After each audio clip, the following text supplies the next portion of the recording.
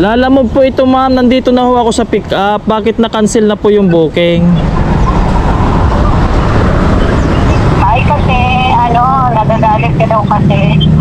Paano nagagalit? Hindi naman ako nagalit ma'am. Nandito na nga po ako sa pick up location ma'am eh.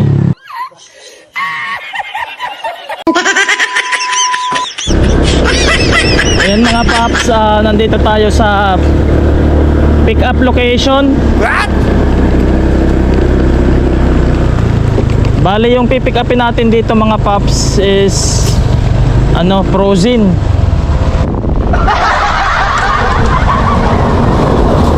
Ay gagi, kinansel. Tangina naman talaga. Kinansel ang putang igit. Ayun na. Muntinlupa, ayan ah. Bullshit talaga kay kinansel ang salbahe. Tawagan nga natin. Tanginang yan, ang layo ng pinuntahan ko tapos biglang kinansel. Tawagan natin. Punta.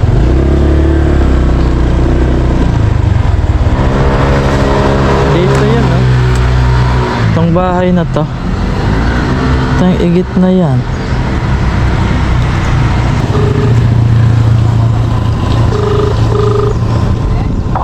Hello? Hello po. Ma'am, nandito na ho ako sa pick up ma'am. Bakit nyo po kinansel? Ano po? Lalamove po ito ma'am. Nandito na ho ako sa pick up. Bakit na-cancel na po yung booking? Ay kasi, nagagalit ka daw kasi. Aray ko. Paano nagagalit? Hindi naman ako nagalit ma'am. Nandito na nga po ako sa pick up location ma'am eh.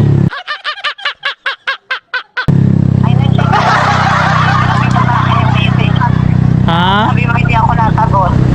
Di ba nasagot ako sa'yo? Hindi yun ma'am. Yung kanina po yun ma'am. Pero di ba nagkasundo na tayo kanina na nandito. Kaya nga sinabi ko, ang kaso nagagalit ka daw, sabi ni Magda. Sabi ko, galit na galit ka daw.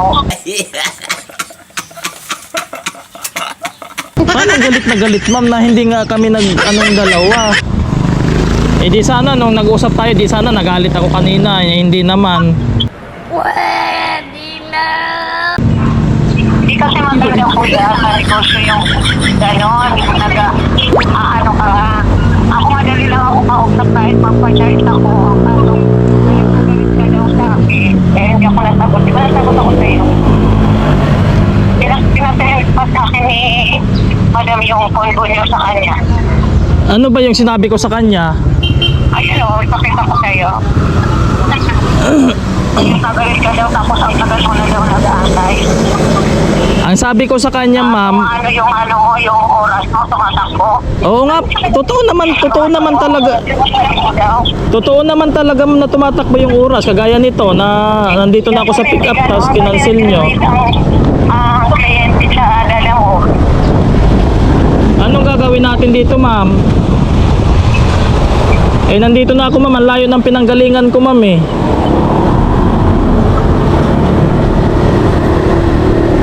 Hello?